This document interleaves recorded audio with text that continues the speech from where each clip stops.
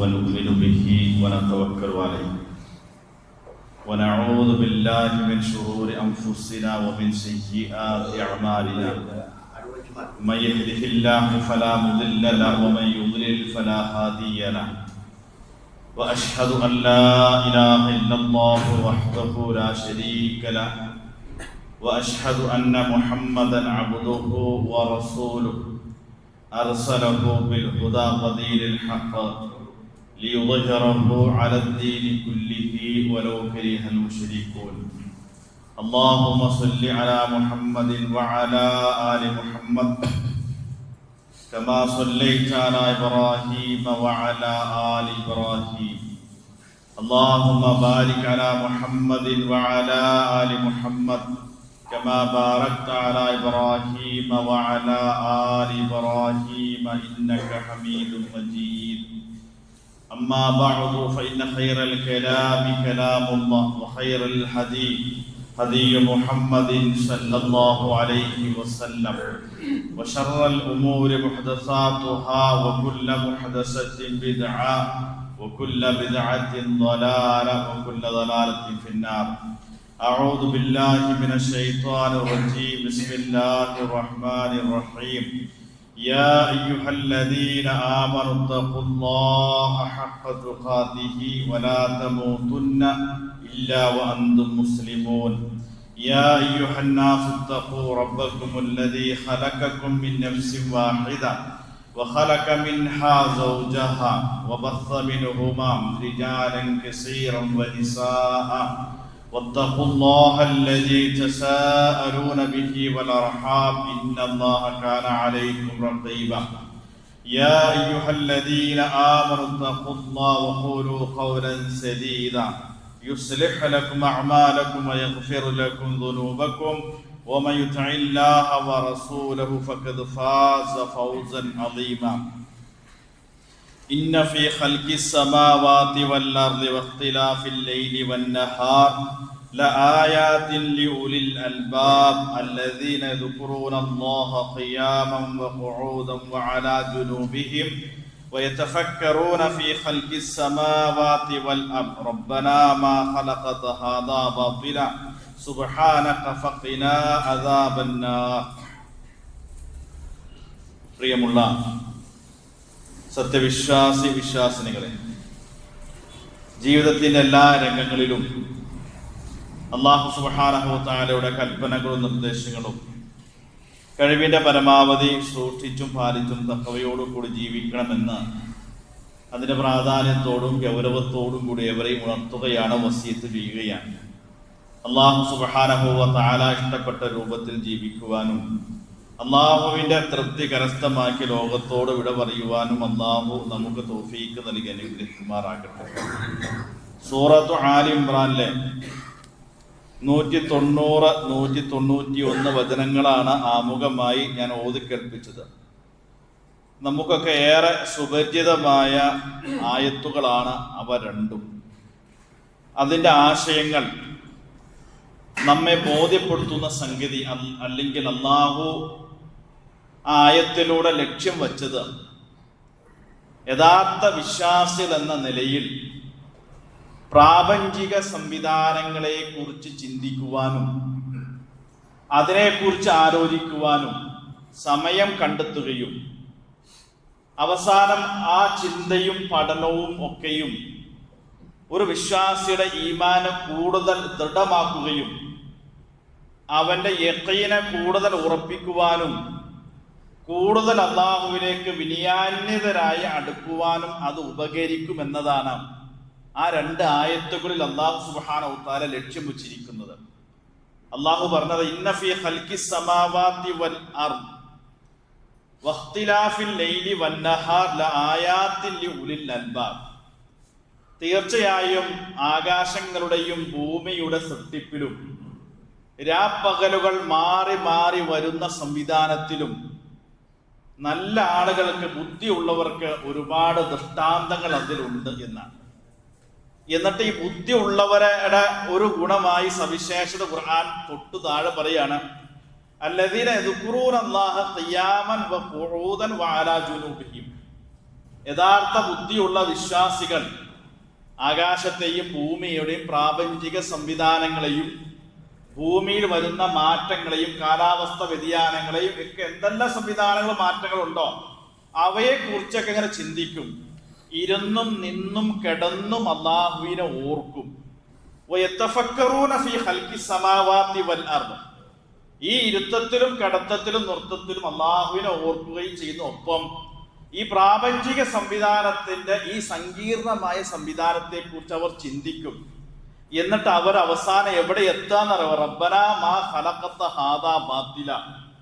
ചിന്തിച്ചു പഠിച്ച അവസാനം ഒരു ദൈവ നിഷേധിയായിട്ട് ഇതിന്റെ പിന്നിൽ ആരുമില്ല, ഇതൊക്കെ ശൂന്യതയിൽ നിന്നുണ്ടായതാണ് എന്ന ധിക്കാരപരമായ ഒരു സമീപനമല്ല. റബ്ബനാ മാ ഖലഖത ഹാദാ ബാത്തില. നാദാ, ഇതൊന്നും നീ വെറുതെ സംവിധാനിച്ചതല്ല, വെറുതെ സൃഷ്ടിച്ചതല്ല, ഇതൊന്നും വെറുതെ ഉണ്ടായതല്ല, ഇത് വെറുതെ ആരുടെയും നിയന്ത്രണമില്ലാതെ സഞ്ചരിക്കുന്നവയല്ല. സുബ്ഹാനക, നീ എത്രയോ പരിശുദ്ധൻ. ഫഖിനാ അദാബന്നാർ. അതുകൊണ്ട് ഈ കാരുണ്യവാനായ പ്രപഞ്ചത്തെ സംവിധാനിച്ച നാഥ, ഞങ്ങളെ നീ നരകത്തിൽ നിന്ന് രക്ഷിക്കണം കേട്ടോ എന്ന ഒരു അവസ്ഥയിലേക്ക് എത്തുന്നർത്ഥം. അപ്പൊ എന്തൊക്കെ നമുക്ക് ആവശ്യം? നമ്മുടെ ആരാധന കർമ്മങ്ങൾ നിർവഹിക്കുന്നതോടൊപ്പം തന്നെയും ഈ ഭൂമിയെ കുറിച്ചും ഇതിന്റെ സംവിധാനങ്ങളെ കുറിച്ചൊക്കെ ചിന്തിക്കുവാനൊക്കെ നമ്മൾ സമയം കണ്ടെത്തണം. അങ്ങനെ നമുക്ക് ആലോചിക്കോ, ചിലപ്പോൾ ചിന്തിച്ച് നമുക്ക് ഇതിന് ഒരു എത്തും പിടിയും നമുക്ക് കിട്ടില്ല. കാരണം എന്താ? അതിസങ്കീർണമാണ് ഈ ഭൂമിയിലെ ലോകത്തിന്റെ വ്യവസ്ഥകൾ, ഇതിലെ സംവിധാനങ്ങൾ, ഭൂമിയുടെ ചലനങ്ങൾ, ഇതിൽ മാറി മാറി വരുന്ന കാലാവസ്ഥകൾ, ഋതുക്കളുടെ മാറ്റങ്ങൾ, ഇതൊക്കെ വലിയ ദൃഷ്ടാന്തങ്ങളുണ്ട്. അതിനെക്കുറിച്ച് ചിന്തിച്ച് അവസാന വിനയാന്യതരായി ഈമാൻ വർദ്ധിച്ച് ഒരു അവസ്ഥയിൽ എത്തുമെന്നാണ് സൂറത്തുൽ ഫുർഖാനിൽ പറഞ്ഞല്ലോ, വഹുവല്ലദീ ജഅലൽ ലൈല വന്നഹാറ ഖിൽഫത്തൻ. ഈ രാത്രിയെയും പകലിനെയും ഒക്കെ ഞാൻ ഈ മാറി മാറി വരുന്ന രൂപത്തിൽ എന്തിനാ സംവിധാനിച്ചെന്നറിയോ? അത് കുറെ പകല്, കുറെ രാത്രി, കുറെ കാലം നല്ല തണുപ്പുള്ള കാലാവസ്ഥ, കുറപ്പ് മഴ, കുറെ ചൂട്, ഇതൊക്കെ എന്തിനാ? ലിമൻ അറാദ യദ്ദക്കറ അറാദ ശുക്കൂറ. ഇതൊക്കെ അല്ലാഹുവിനെ ഓർക്കുവാനും അല്ലാഹുവിന് നന്ദി കാണിക്കുവാനും ഉപയോഗപ്പെടുത്താനാണ്. അപ്പൊ ഇതിന്റെ പിന്നിലൊക്കെ നമുക്ക് അല്ലാഹുവിന്റെ ഒരു ആത്മീയമായ ഒരു ലക്ഷ്യമുണ്ട്. ആ ലക്ഷ്യം എന്താണ്? ഇതൊക്കെ കണ്ട് മനസ്സിലാക്കി ബോധ്യപ്പെട്ട് കൂടുതൽ നന്ദി കാണിക്കുന്ന വിനയാന്വിതരായ അടിമകളായി മാറാം.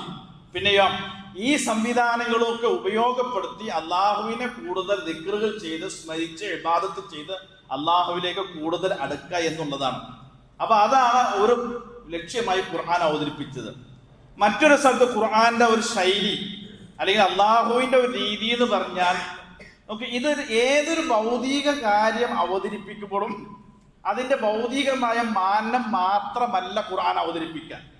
ഇപ്പൊ ഈ ആകാശഭൂമിയെ സൃഷ്ടിക്കുകയും പഠിക്കുകയും ചെയ്യുന്നതിനൊപ്പം അതിന്റെ ഭൗതികമായ വശങ്ങൾ, അല്ലെങ്കിൽ അതിന്റെ ശാസ്ത്രീയത, അല്ലെങ്കിൽ അതിന്റെ സങ്കീർണതകൾ വിവരിക്കുക മാത്രമല്ല, അവിടെയൊക്കെ ഖുർആൻ വളരെ തന്ത്രപരമായി ഇതിനൊരു ലക്ഷ്യമുണ്ട്. ആ ലക്ഷ്യം എന്താണ്? ഇവയൊക്കെ മനുഷ്യരുടെ ആത്മീയമായ ബോധം ഉണ്ടാക്കിയെടുക്കാനാണ് ഈ പറയുന്നത്.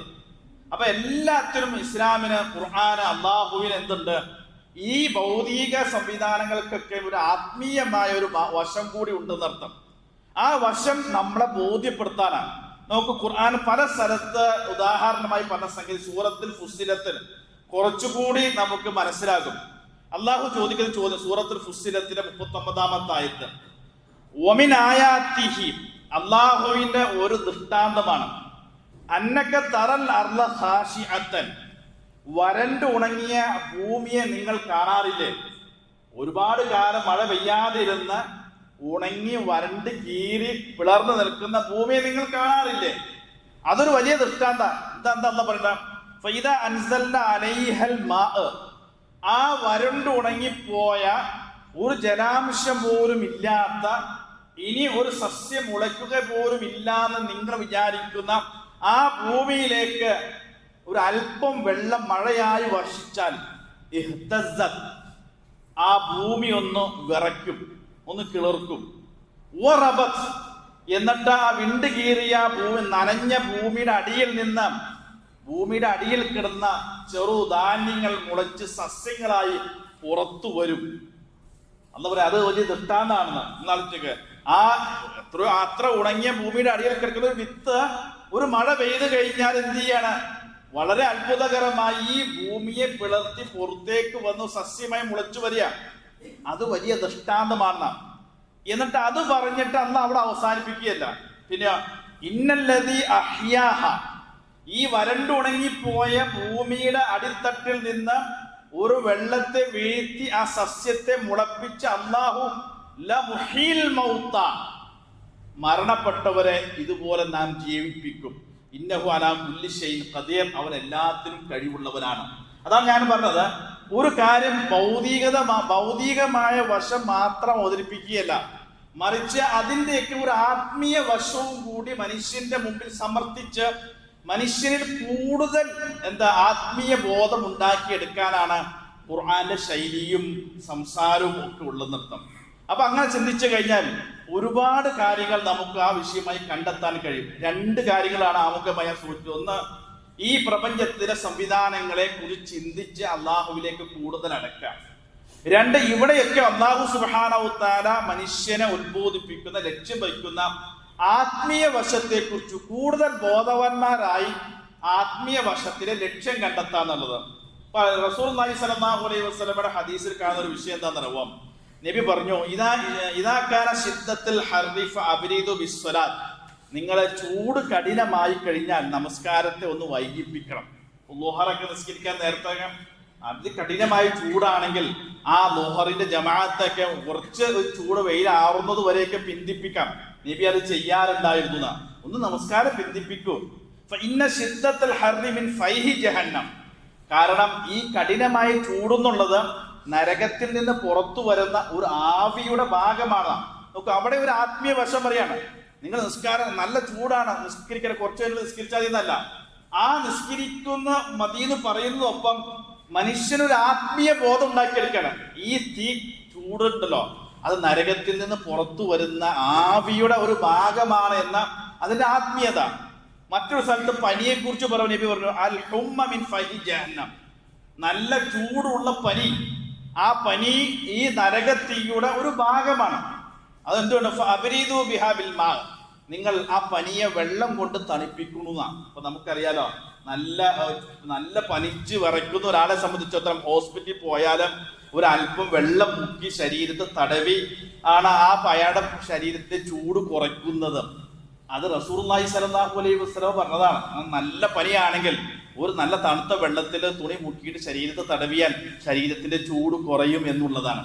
അത് പറയാൻ പ്രാവർത്തികമാക്കാൻ പറയുന്നതോടൊപ്പം നബി പറഞ്ഞെന്താ, ഇതൊക്കെ നരകാഗ്നിയുടെ ചൂടിന്റെ ഒരു ഭാഗമായി നിങ്ങൾ കാണണം എന്ന അർത്ഥത്തിലാണ് ഈ പറഞ്ഞതിന്റെ അർത്ഥം. അപ്പൊ ആ നിലക്ക് നമ്മൾ ചിന്തിക്കണം. നോക്കൂ, ഇപ്പൊ നമ്മളൊക്കെ ഉള്ളത് നമ്മുടെ കാലാവസ്ഥ അനുസരിച്ച് ഒരു സ്വല്പമൊക്കെ തണുപ്പൊക്കെ തുടങ്ങിയ കാലാവസ്ഥ സാധാരണ നവംബർ ഡിസംബർ മാസങ്ങളിലാകുമ്പോഴൊക്കെ ഒരു സ്വല്പം തണുപ്പൊക്കെ നമ്മൾ ആസ്വദിക്കുന്ന ഒരു കാലഘട്ടമാണ്. നമ്മെ സംബന്ധിച്ചിടത്തോളം അങ്ങനെ ഒരു കഠിനമായ ചൂട് അല്ലെങ്കിൽ കൊടും തണുപ്പ് എന്ന് പറഞ്ഞ കാലാവസ്ഥ അള്ളാഹുവിന്റെ അനുഗ്രഹത്താൽ ഇപ്പൊ ഇല്ല.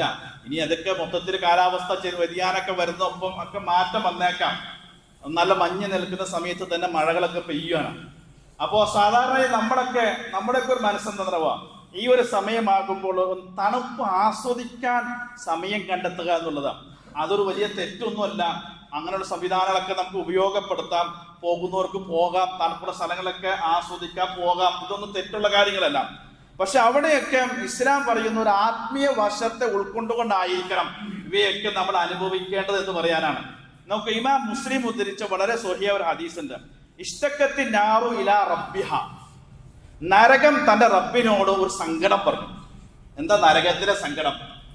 യാ റബ്ബി അക്കല ബഅലി ബഅലൻ, അല്ലാഹു ഞങ്ങളുടെ റബ്ബേ, എന്റെ പകുതി തിന്നിരിക്കുന്നു നരകം പറയാണ്.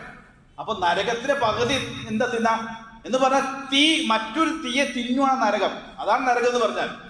ഒരു തീയെ മറ്റൊരു തീയെ തിന്നുന്ന സംവിധാനമാണ് നരകം. അപ്പൊ അല്ലാഹു സുബ്ഹാനഹു വ തആല ആ നരകത്തിന് 2 ഇളവ് കൊടുത്തു. ആ ഇളവ് എന്താ? നഫസും ഫി ശിതാഇ വ നഫസും ഫി സ്വൈഫി, വർഷത്തിൽ 2 പ്രാവശ്യം നിന്റെ ചൂടിനെയും നിന്റെ തണുപ്പിനെയും നിനക്ക് പുറത്തു വിടാം. വർഷത്തിൽ 2 പ്രാവശ്യം. അപ്പൊ ഒരു പ്രാവശ്യം വർഷത്തിൽ 2 പ്രാവശ്യം, ഒരു പ്രാവശ്യം ചൂടിനെ പുറത്തു വിടാം, പിന്നത്തെ ടൈമിൽ എന്ത് ചെയ്യുക, തണുപ്പിനെ വർഷത്തിൽ 2 പ്രാവശ്യം എന്ത് ചെയ്യും, ഈ നരകത്തിന്റെ ആവി പുറത്തു വിടും. എന്റെ നബി പറയാണ്, ഫഹുവ അശദ്ദു മാ തജിദൂന മിനൽ ഹർദ്, നിങ്ങൾ അനുഭവിക്കുന്ന ഈ ചൂടുണ്ടല്ലോ, ഈ നരകം അള്ളാഹു കൊടുത്ത ആ ഇളവിന്റെ അടിസ്ഥാനത്തിൽ നരകം പുറത്തുവിടുന്ന ആവിയും ആണ് ഈ ചൂടായി നിങ്ങൾക്ക് അനുഭവപ്പെടുന്ന കൊടും ചൂട് എന്നുള്ളതാണ്. തീർന്നില്ല. വശിദു മാ തജിദൂന മിൻ സംഹരീറ, നിങ്ങൾ അനുഭവിക്കുന്ന കൊടും തണുപ്പ് നരകം പുറത്തുവിടുന്ന കൊടും തണുപ്പിന്റെ ഒരു ഭാഗമാണ് എന്നാണ്. നമുക്ക് അവിടെ ഒരു ആത്മീയ വശമുണ്ട്. നരകത്തിൽ തീ മാത്രമാണ് നമ്മൾ വിചാരിക്കേണ്ട, തണുപ്പ് ഒരു ശിക്ഷയായിക്കൊണ്ട് അല്ലാഹു സുബ്ഹാനഹു വ തആല നരകത്തിൽ സംവിധാനിച്ചിട്ടുണ്ട്. തണുപ്പ് ഇപ്പൊ താരതമ്യം ചിന്തിച്ചാല് ചൂടാണോ മനുഷ്യന് സഹിക്കുക, തണുപ്പാണോ ചിന്തിച്ചാല് അനുഭവിച്ചവർക്ക്. ഇപ്പൊ ഞാനൊക്കെ വ്യക്തിപരമായി 2 വർഷമൊക്കെ ഈ കൊടും തണുപ്പ് അനുഭവിച്ച ഒരാളെന്നെ അറിയാം. അനുഭവിക്കാൻ പ്രയാസം തണുപ്പ് തന്നെയാണ്. മനുഷ്യന്റെ ശരീരത്തെ ബ്ലഡൊക്കെ ക്ലോട്ടായി പോവും, പിന്നെ മൂക്കിൽ നിന്ന് ബ്ലഡ് വരും, ആഴ്ചയിൽ ഒരിക്കലൊക്കെ കുളിക്കാൻ പറ്റുള്ളൂ, ശരീരത്തിലെ തൊലികളൊക്കെ വിണ്ടു കീറും. ഇതൊക്കെ അനുഭവസ്ഥ. വിരൽ തുമ്പുകൾ വരെ പൊട്ടും. നമുക്ക് ഒരിക്കലും സങ്കല്പിക്കാൻ കഴിയില്ലല്ലോ. വിരൽ തുമ്പുകൾ വരെ പൊട്ടിപ്പോവും. അപ്പോഴാണ് ആഴ്ചയിൽ ഒരിക്കൽ കുളിക്കുമ്പോഴൊക്കെയാണ് ശരീരത്തിന്റെ ഭാഗത്ത് നീറുമ്പോഴാണ് ഇതൊക്കെ നമുക്ക് അനുഭവപ്പെടാന്നർത്ഥം. അപ്പോൾ തണുപ്പ് അത് കഠിനമായി കഴിഞ്ഞാൽ സഹിക്കാൻ കഴിയില്ല എന്നുള്ളതാണ്. അതുകൊണ്ട് ഖുർആൻ പറയുന്ന സ്വർഗത്തെ കുറിച്ച് പരാമർശിച്ചപ്പോൾ മുത്തഖീന അലൈഹ, അവർ സ്വർഗത്തിൽ ചാരു കസരയിൽ ഇരിക്കും. ലാ യറൗന ഫീഹാ ശംസൻ വലാ സംഹരീറ, ആ സ്വർഗത്തിൽ ആ സ്വർഗീയ അനുഭൂതികൾ അനുഭവിക്കുമ്പോഴൊക്കെയും സൂര്യന്റെ കഠിനമായ ചൂടോ കഠിനമായ തണുപ്പോ അവർ അനുഭവിക്കില്ല എന്നർത്ഥം. അപ്പൊ കഠിനമായ തണുപ്പ് മനുഷ്യന് അനുഭവിക്കാൻ പറ്റൂല, അതൊരു സുഖകരമായ അവസ്ഥ അല്ലാത്തത് കൊണ്ടാണ് അള്ളാഹു എന്ത് പറഞ്ഞത്, കഠിനമായ ചൂട് സ്വർഗത്തിൽ ഉണ്ടാവൂല, കഠിനമായ തണുപ്പ് ഉണ്ടാവുകയില്ല എന്നുള്ളതാണ്.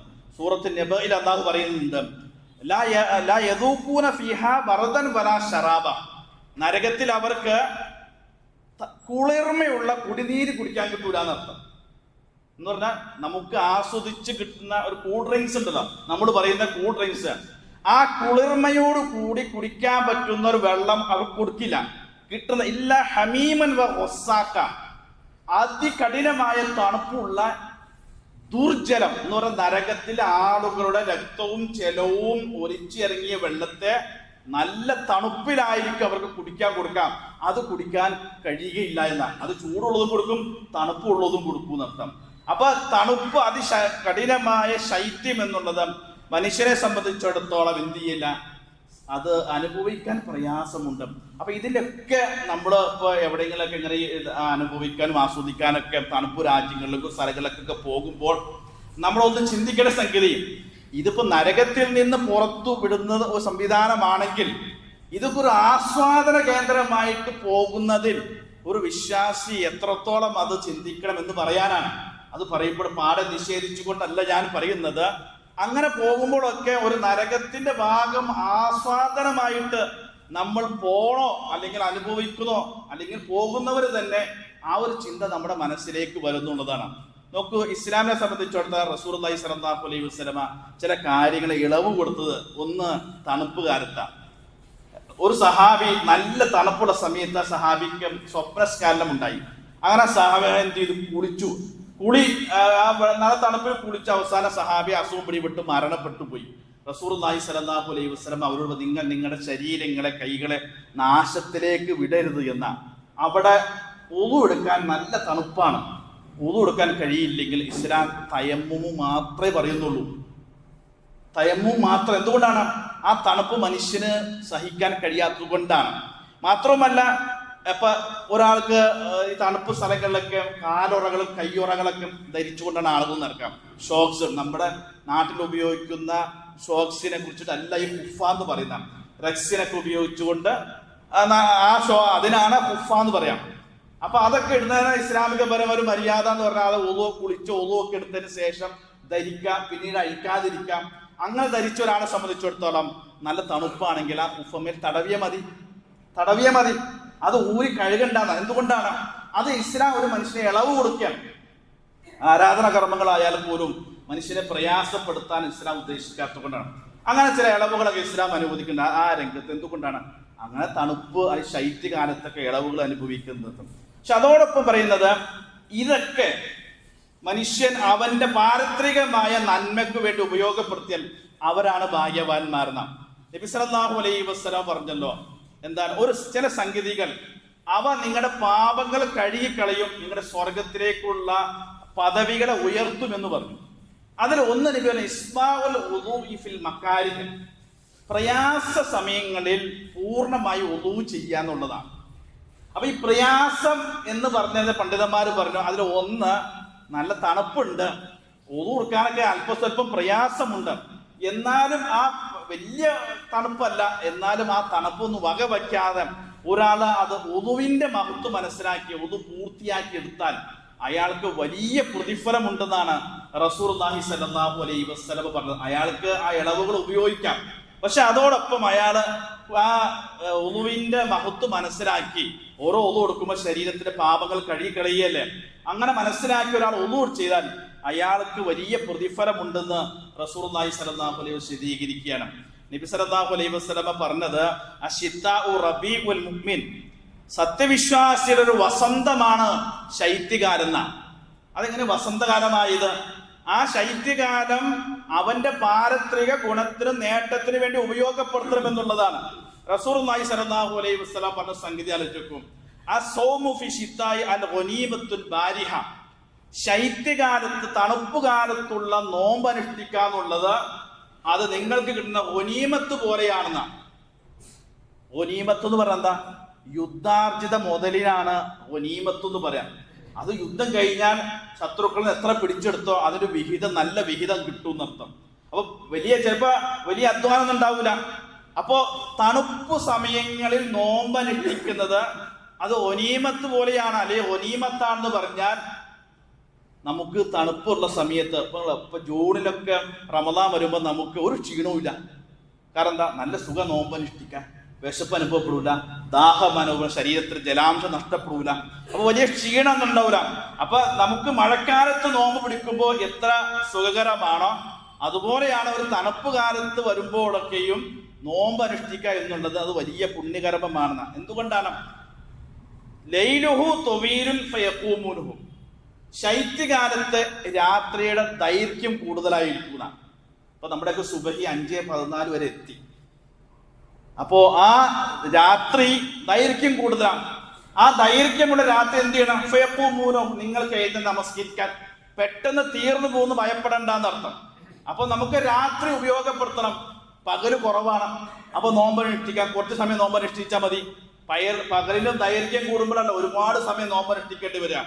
അപ്പൊ ഇത് ഇപ്പൊ ഒരാള് രാത്രി നമസ്കരിക്കുന്ന ഒരാളെ സംബന്ധിച്ചിടത്തോളം 5:15 നമസ്കാരമെങ്കിൽ ഒരു 4:30, 4:15, 4:30 എഴുന്നേറ്റ് സുഖകരമായി അയാളുടെ ഉറങ്ങേണ്ട 7 മണിക്കൂറൊക്കെ ഉറങ്ങിക്കഴിഞ്ഞ് ഉറക്കക്ഷീണമൊക്കെ മാറി നമസ്കരിക്കാനുള്ള സമയം അയാൾക്ക് കിട്ടുന്നർത്ഥം. അപ്പൊ നമുക്ക് എന്ത് ചെയ്യണം? ഇതൊക്കെ എന്തിനാ സംവിധാനിച്ചത്? ലിമൻ അറാദ യദ്ദക്കറു അറാദ ശുക്കൂറ. ഈ കാലാവസ്ഥ മാറ്റങ്ങളൊക്കെ സംവിധാനിച്ചത് നിങ്ങൾക്ക് ഇതൊക്കെ ഉപയോഗപ്പെടുത്തി പരലോകത്ത് രക്ഷപ്പെടാൻ വേണ്ടിയിട്ടാണ്.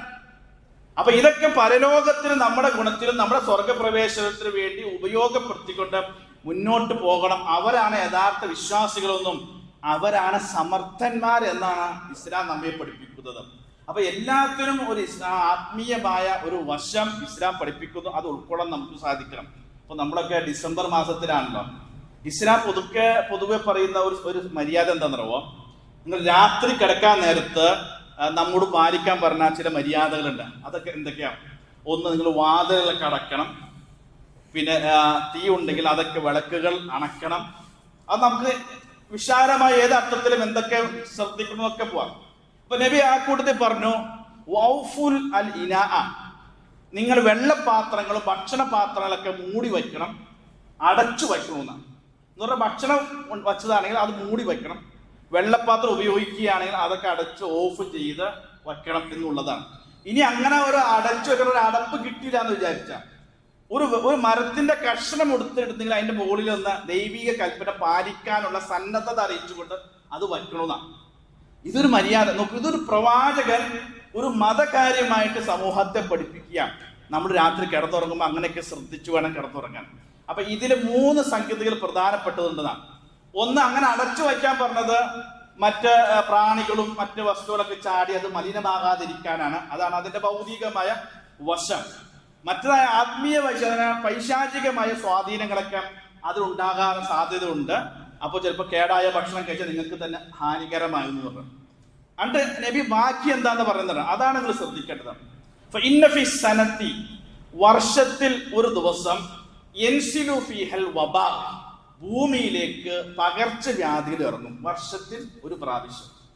ലാ യമുറു ബി ഇനാഇൻ ലൈസ ഫീഹാ ഗത്താഉൻ, മൂടി വയ്ക്കാത്ത എല്ലാ പാത്രങ്ങളിലും ആ പകർച്ചവ്യാധി വന്ന് പതിക്കും എന്നാണ് റസൂലുള്ളാഹി സ്വല്ലല്ലാഹു അലൈഹി വസല്ലം. അത് വർഷത്തിൽ ഒരിക്കൽ അങ്ങനെ പകർച്ചവ്യാധി, ഇമാം മുസ്ലിം ഉദ്ധരിച്ച ഹദീസാണ്, ഭൂമിയിലേക്ക് ഇറങ്ങുമെന്നും.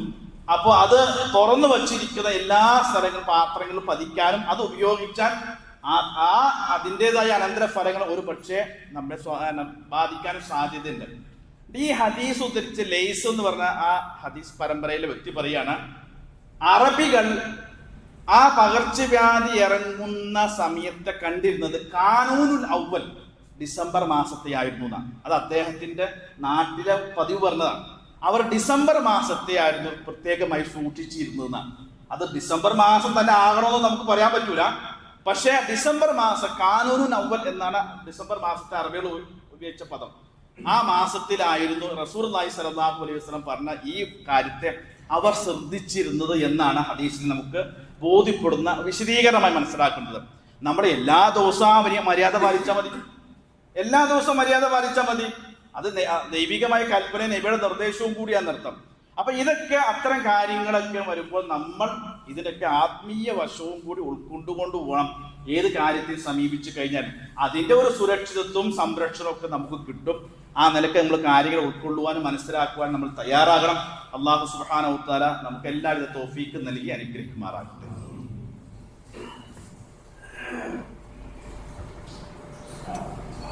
അൽഹംദുലില്ലാഹി റബ്ബിൽ ആലമീൻ വസ്സലാത്തു വസ്സലാമു അലാ അഷ്റഫിൽ മുർസലീൻ വഅലാ ആലിഹി വസഹ്ബിഹി അജ്മഈൻ. അമ്മാ ബഅദ്. ഒരിക്കൽ കൂടി അല്ലാഹുവിന്റെ കൽപ്പനകൾ പാലിച്ച് ജീവിക്കണമെന്ന് ഉണർത്തുകയാണ്. റസൂലുള്ളാഹി സ്വല്ലല്ലാഹു അലൈഹി വസല്ലമ അന്ത്യനാളോട് അടുക്കുമ്പോൾ നടക്കുന്ന ചില കാര്യങ്ങൾ പ്രവചനങ്ങളായി പറഞ്ഞിട്ടുണ്ട്.